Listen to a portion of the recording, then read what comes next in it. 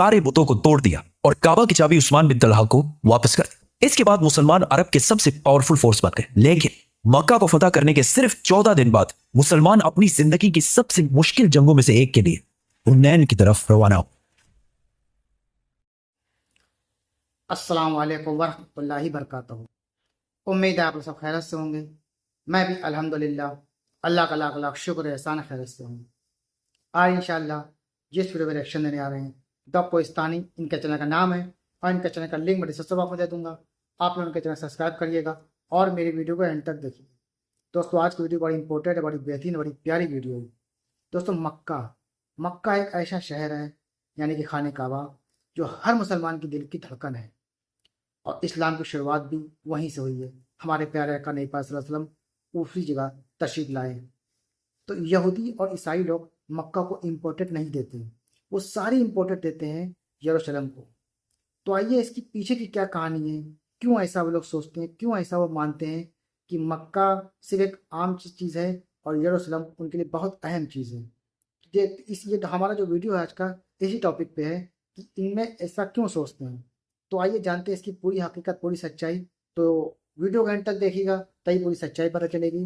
और वीडियो अच्छी लगा करे तो उसको शेयर भी किया करिए।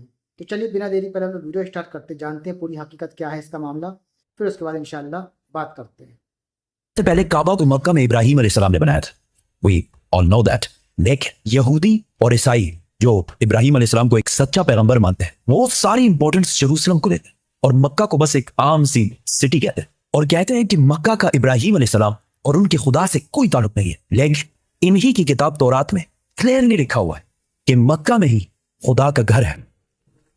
आज से 80 साल पहले वर्ल्ड वॉर 2 में हिटलर ने जब नेदरलैंड्स को फतह किया तो आज जितने भी यहूदी थे उन सारों को एक लाइन में खड़ा किया और आहिस्ता आहिस्ता इन सारों को एक कमरे में ले जाया गया जिधर गैस से इन सारों को आसानी से कत्ल कर दिया जाए। उधर खड़े सारे यहूदी अपनी मौत का इंतजार कर रहे थे और इन सब की जबान पर तौरात का एक ही कलमा था, साम 84। ये साम 84 यहूदियों की मेन किताब तनाख और हिब्रू बाइबल के बुक ऑफ साम्स में लिखी हुई है। तनाख यहूदियों के लिए सबसे इंपॉर्टेंट किताब है और इस तनाख के 3 मेन हिस्से हैं।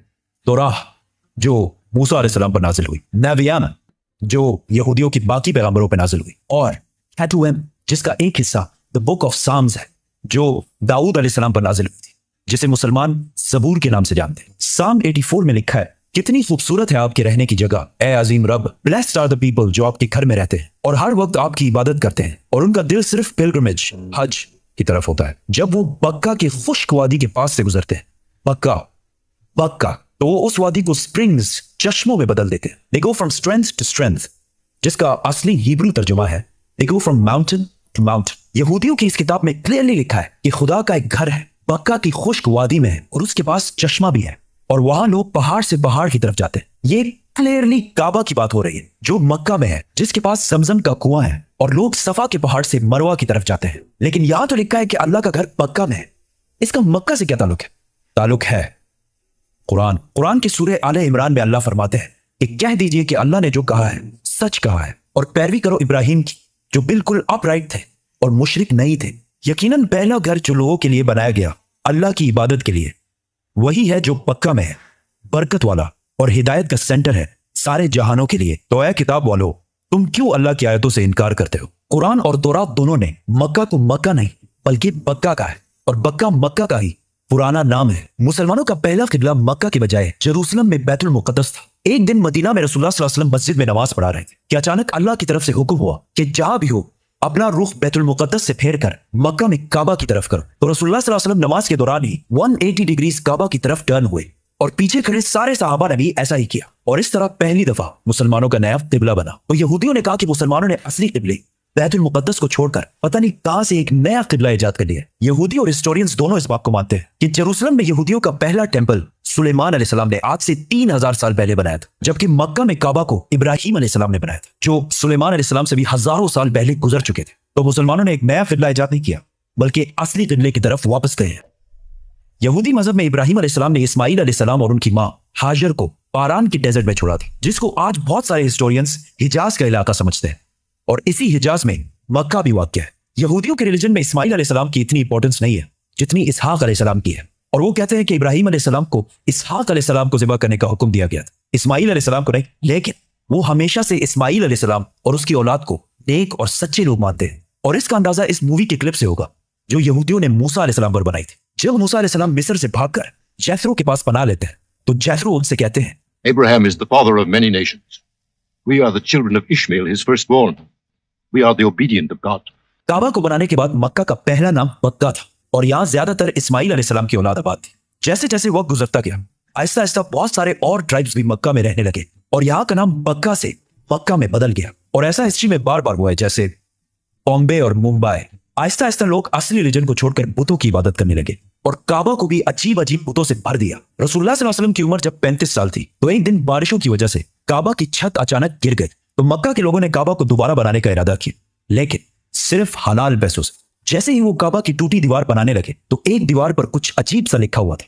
انہوں نے یہ پڑھنے کی کوشش کی لیکن یہ عربی میں نہیں کسی اور زبان میں لکھا ہوا تھا۔ آخر ایک یہودی نے آ کے ان کو بتایا کہ یہودیوں کی زبان ایرمیک ہے، اور اس پر لکھا ہے I am Allah, the Lord of Makkah، اور یہ میں نے تب بنایا تھا جب میں نے آسمان اور زمین اور چاند اور سورج کو بنایا تھا، اور یہ تب تک قائم رہے گا جب تک اس کے 2 پہاڑ قائم ہیں۔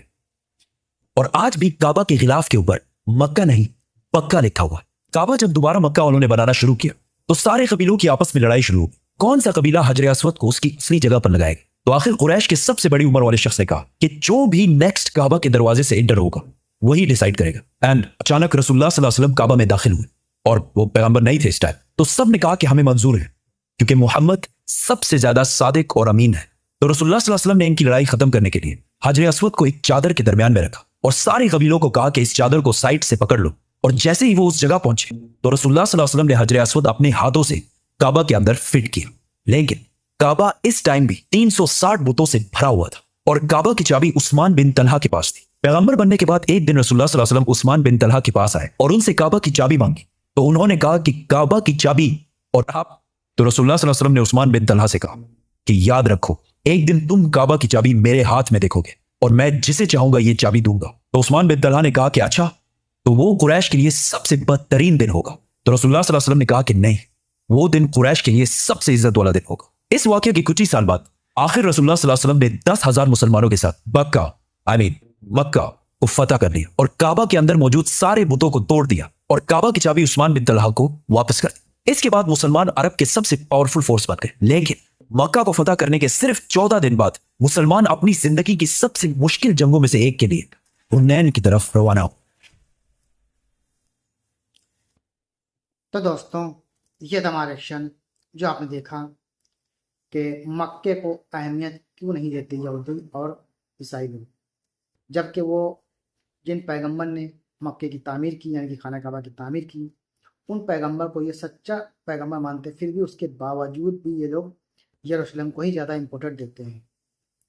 اور باقی اس ویڈیو میں جو بتایا گیا کس طرح سے یہودیوں کو، کئی اچھے خاصے یہودیوں کو ہٹلر جب اپنے دور میں تھے تو انہوں نے تمام یہودیوں کو قتل کر ڈالا، جو بھی معاملہ تھا ان کا کیوں کیا پتہ نہیں، اللہ بہتر جانے۔